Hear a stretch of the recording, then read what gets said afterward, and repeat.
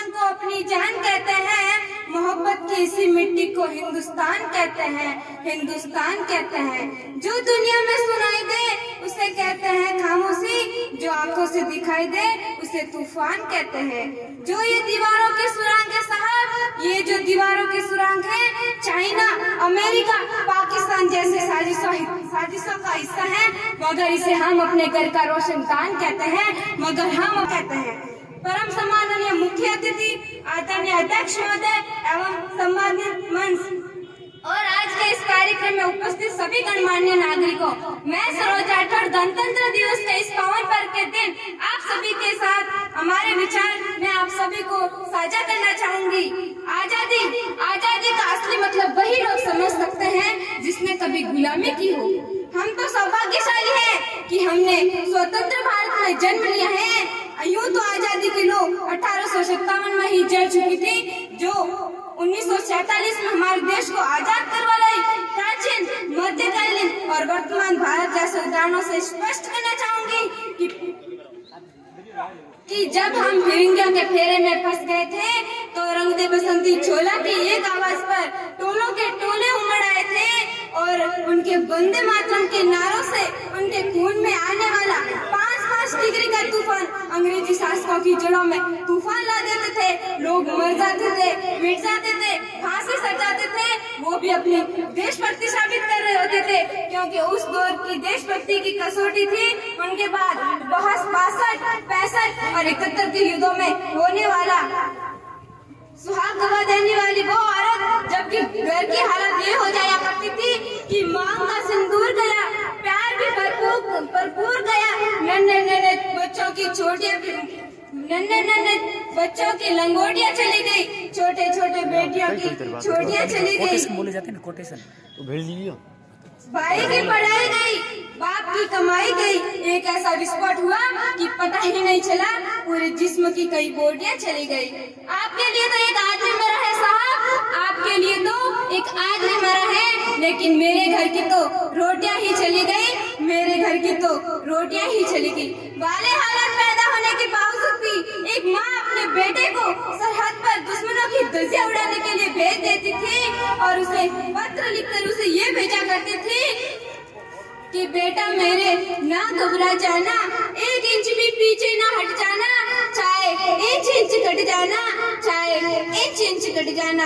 इस तरह अपना पूरा परिवार देशभक्ति साबित कर रहा होता है। तब देश बलिदान मांगता था, तब देश लड़ जाने को कहता था, तब देश मर जाने को कहता था, तब देश फांसी सर जाने को कहता था, किंतु आज देश मर जाने को नहीं कहता है, आज देश मिट जाने को, लड़ जाने को, फांसी सर जाने को नहीं कहता है। आज देश मेरे हिसाब से तो अगर कोई अपना काम ईमानदारी, पूरी लगन, पूरी मेहनत से करे ना, तो वही सबसे बड़ा देशभक्त है। मैं नहीं मानती कि कोई फेसबुक, व्हाट्सएप, इंस्टाग्राम की डीपी को 3 रंगों में रखना कोई देशभक्ति है। और यदि आप कहेंगे कि साल में 2 बार हाथों में तिरंगा ले लेना देशभक्ति है, तो मैं पूछना चाहूंगी कि फुटपाथ में रहने वाला वो बच्चा ट्रैफिक की चाव में नंगे पाँव में जब तिरंगा ले बेच रहा होता है, तो क्या इसे आप उनकी देशभक्ति कहेंगे? ये उनकी देशभक्ति नहीं, बल्कि उनकी पेट की भूख की शक्ति है जो उसे ऐसा करने पर मजबूर करती है। ना मस्जिद को जानते हैं, ना शिवालय को जानते हैं, ना मस्जिद को जानते हैं, ना शिवालय को जानते हैं। जो पेट के भूखे होते हैं ना, वो सिर्फ और सिर्फ भोजन के निवालों को जानते हैं, सिर्फ और सिर्फ भोजन के निवालों को जानते हैं। जिसने अपने परिवार, अपने समाज, अपने राष्ट्र के प्रति समर्पण का भाव है, वही सच्चे अर्थों में देशभक्ति है।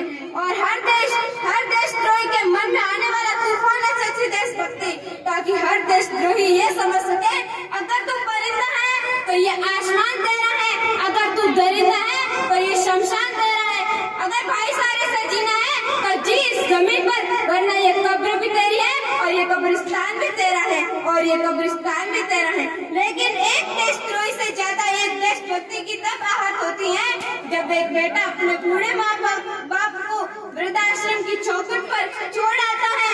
कराह उठती है वो देशभक्ति जब मुसीबत में फंसे लोगों की जान बचाने से ज्यादा हम सेल्फी लेकर अपने लाइक्स बढ़ाने में लगे रहते हैं। आज के इस दौर में वो युवा, उनके ऊपर जिम्मेदारी थी अपने देश, अपने समाज, अपने राष्ट्र की आशाओं को वही युवा अपने 4x4 इंच की छोटी सी स्क्रीन पर अपने मोबाइल पर उनकी कोमल अंगुलियों के दर्शन मात्र से अपने भावनाओं की इमोजी भेज रहा होता है। और मैं बता दूं कि महिला सुरक्षा के मामलों में हम आज भी यहाँ बनाया चौथे जैसे नंबर पर आते कि हैं। खत्म अलग में बनाया हम ना ठीक है ना, ये महाराणा प्रताप वाला है वो तो अलग ही बनाया पत्थर की मूर्त को लगते हैं ठीक है, चप्पल अलग ठीक है, बस ठीक है, और अलग भूखे करूँ, नंगे पोस्ट, तड़पते अलग सो नहीं करे, जाते ये हैं। एक साथ नहीं लिखा लोग करे। मजदूर को मजदूर समझिए, मजबूर नहीं, मजदूर को मजदूर समझिए, मजबूर नहीं, गरीब को दान दीजिए, काम दीजिए, दान नहीं। अगर दान देने की इच्छुक है तो जीते जी रक्तदान दीजिए और मरने के बाद अंगदान दे तो उसी मरते हुए को जीवन दान दीजिए। यही सच्ची देशभक्ति है और यही सच्चा राष्ट्र प्रेम है। न सरकार मेरी है न रब मेरा है, न सरकार मेरी है न रब मेरा है। बस इतनी सी बात का गुरूर है मुझे कि मैं भारत की हूँ और ये भारत मेरा है और ये भारत मेरा है।